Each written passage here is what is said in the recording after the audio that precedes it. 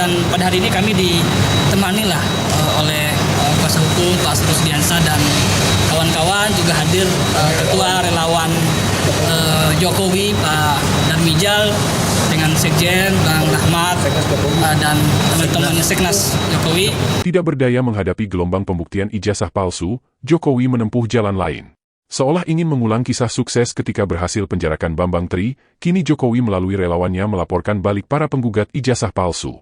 Tidak tanggung-tanggung, orang-orang yang dibidik adalah pengacara utama dan ilmuwan yang selama ini menggemparkan publik membongkar kepalsuan ijazah Jokowi dengan menggunakan analisis ilmiah berbasis teknologi. Pertanyaannya adalah, ada apa dengan Jokowi? Apakah Jokowi benar-benar menyembunyikan sebuah rahasia besar hingga terkesan terus berupaya mengagalkan upaya pembuktian di pengadilan? Dan bagaimana tanggapan Profesor Yusril Issa Mahendra terkait pentingnya pengadilan ijazah Joko Widodo? Simak selengkapnya di video ini. Pemuda patriot Nusantara itu dalam kerangka sebagai warga negara yang insya Allah mengerti hukum. Tadi kami sudah melakukan pengaduan atau laporan masyarakat ke Polres Metro Jakarta Pusat atas dugaan tindakan penghasutan yang mengakibatkan terjadinya keonaran, tidak tertib, terjadinya kegaduhan di tengah-tengah masyarakat. Secara konkret tadi bisa kita gambarkan kepada penyidik ya, ini materinya itu penyidik lah yang mengetahui.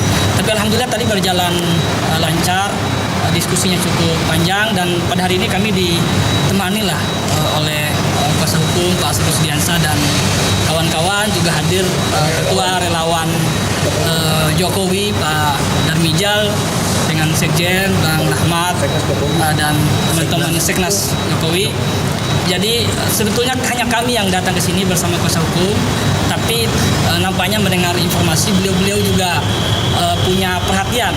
Di sini hanya mendampingi saja, tapi intinya kami datang untuk melaporkan satu tindakan yang menurut hemat kami itu sudah melanggar undang-undang, yang kami duga itu merupakan tindak pidana.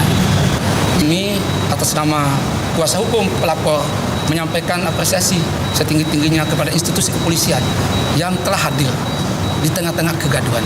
Yang dilaporkan itu inisial RS, terus RSN, terus RF, satu perempuan, TT. Kasus Jokowi melaporkan balik penggugat ijazahnya di saat proses pelaporan sedang diproses di pengadilan juga terjadi pada tahun 2022 silam.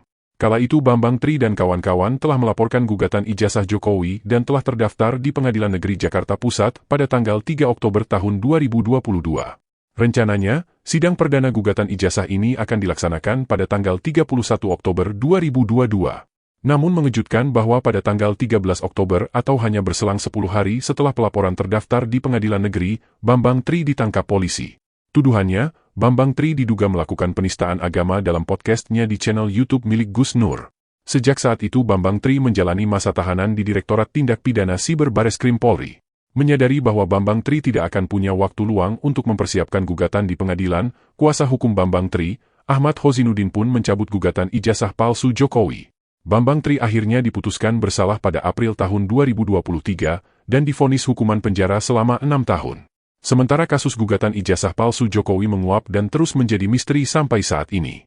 Pencabutan gugatan itu kala itu sangat disayangkan oleh pakar hukum tata negara yang saat ini menjabat sebagai Menteri Koordinator Bidang Hukum, Hak Asasi Manusia, Imigrasi, dan Pemasyarakatan, Yusril Issa Mahendra.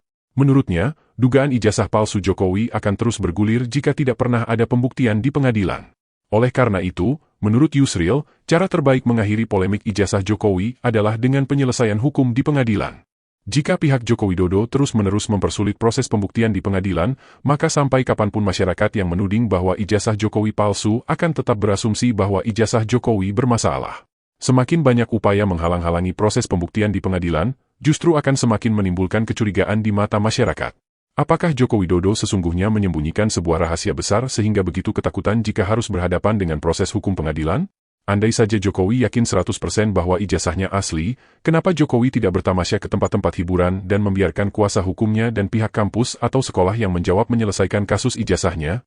Ada apa sampai Jokowi harus kalang kabut beranjak ke Jakarta mengadakan konsolidasi dengan para mantan menteri dan relawannya? Sangat sulit untuk menghindari fakta bahwa gugatan balik yang dilakukan para relawan ini juga adalah karena inisiatif Jokowi sendiri. Pelaporan relawan pada tanggal 23 April dilakukan hanya sehari setelah pertemuan Jokowi dan para mantan menteri dan kuasa hukumnya di Jakarta. Maka sangat jelas bahwa upaya menggagalkan proses pengadilan sama seperti kasus tahun 2022 ketika sang pelapor Bambang Tri justru dilapor balik dan dipenjara akan terulang kembali. Jokowi kembali melakukan langkah yang sama. Maka mengutip pernyataan Profesor Yusril Ihsa Mahendra tahun 2022, sikap ini tentu sangat disayangkan. Misteri ijazah Jokowi seharusnya diselesaikan, agar tidak terus menjadi tanda tanya di masa-masa yang akan datang. Terlebih lagi di saat ini, anak-anak dan menantu Jokowi terlibat dalam kegiatan politik. Jika misteri ijazah Jokowi tidak terpecahkan, bukan tidak mungkin akan ikut berimbas pada keluarganya kelak. Tudingan-tudingan sebagai keluarga pembohong, manipulatif dan korup terhadap konstitusi akan terus melekat pada diri dan keluarga Jokowi.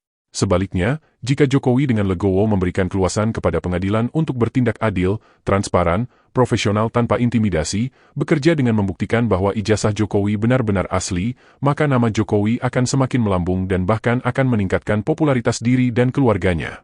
Para penggugat ijazah Jokowi akan terpuaskan, dan tidak akan ada lagi oknum-oknum yang akan mempertanyakan status ijazah Jokowi.